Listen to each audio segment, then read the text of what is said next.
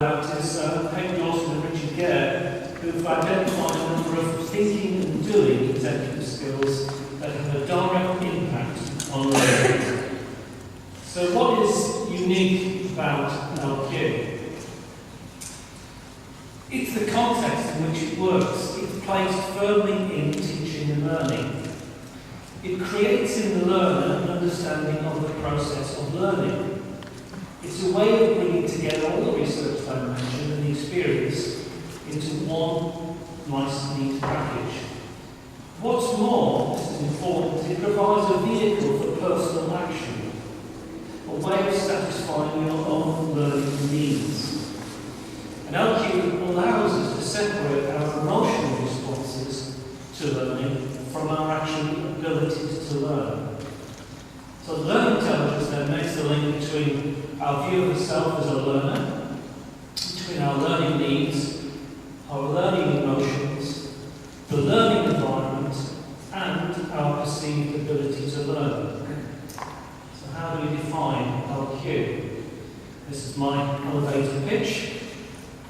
It's the ability of the learner to manage their learning environment to meet their learning needs. So what does LQ look like? Well, this is my graphic that details the various elements in a coherent concept.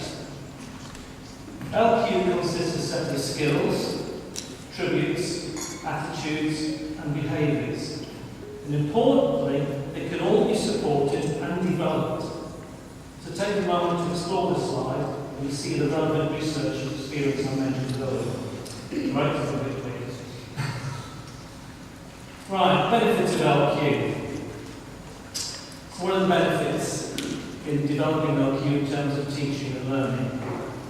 Well, based on experience in an LQ approach, these are some of the proven benefits of developing LQ in learners, all of which I think that teachers and learners want. Now, for what LQ means to the teacher. As a teacher, the best way to develop LQ in your students is to adopt an LQ approach in planning and lesson resources. Model your own learning around the LQ principles and demonstrate this to your students. Create an LQ supportive environment and have a conversation about LQ with the students in order to develop their awareness. An LQ supportive environment is one that actively promotes the development of learning strategies associated with the skills, attitudes, attributes, and behaviours of LQ. In most cases, it just needs a change of approach. So when we start off as teachers with the term looking like that, we don't end up looking like that. What LQ means to the learner? The greatest benefits are for the learner. The learner understands the impact the learning environment has on their learning, and makes the link between the learning needs, learning strategies and successes. LQ helps in building learning relationships, promoting learning confidence, supporting the learner exploring their self-beliefs, helping to see feedback in the form it should be used in, and how important is it that we develop LQ as a concept? Well, there's a quote from a gentleman called Alvin Toffler, who was an American futurist. Is he talking about LQ? If you want to know more about LQ, I've got a blog with lots of articles on. You can contact me directly through that email, and I've brought with me this evening some leaflets which give far more detail about LQ than I've been able to give this evening. Thank you.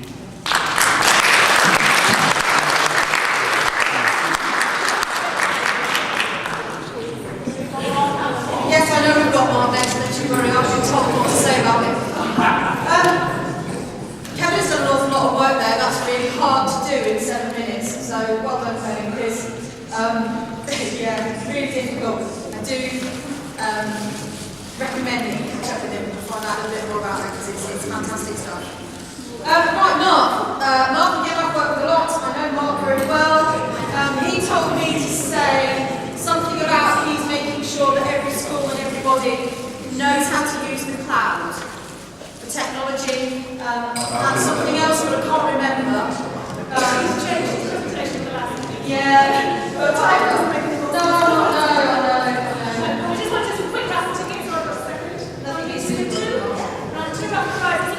If your raffle tickets get drawn, then go to the girls over there and you can choose a prize. 43.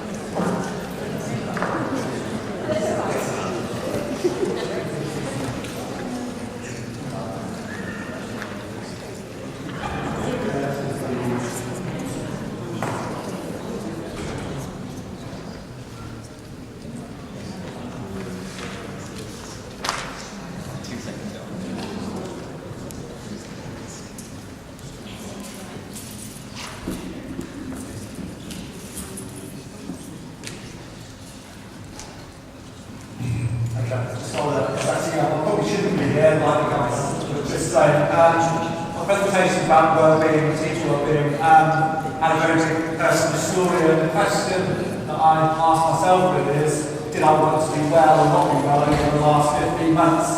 And this is really the story of my choice to get well, and maybe some of the impacts it has on everyone in here and also teachers sort of in the profession. So, big question for me was, did I want to do well or not?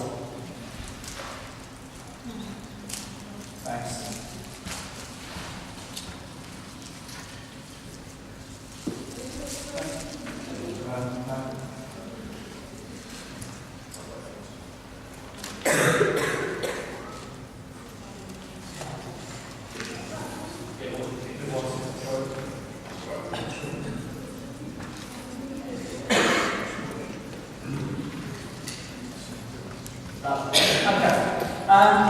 This is the perfect view of life, but would be fantastic. Work obviously takes up most of my time.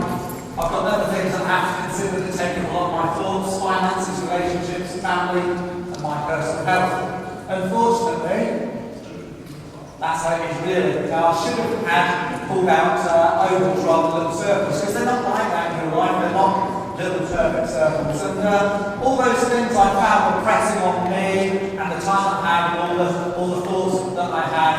And it was just having a really big impact on both my work and my personal life. So, I decided that I needed to do something about it. This came about, as I'll say in a moment, by a sort of minor sort of breakdown, I suppose. These quotes come from The Guardian Secret Teacher. They're not actually what I said, but they could be. Every one of these that I'm going to show you could be me writing them. Okay, so have a quick read. If you could scan them, that would be great.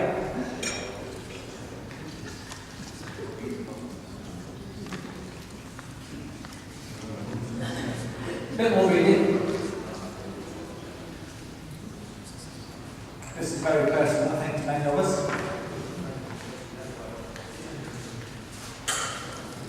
Teaching is certainly a 24-hour job, if not 48-hour job.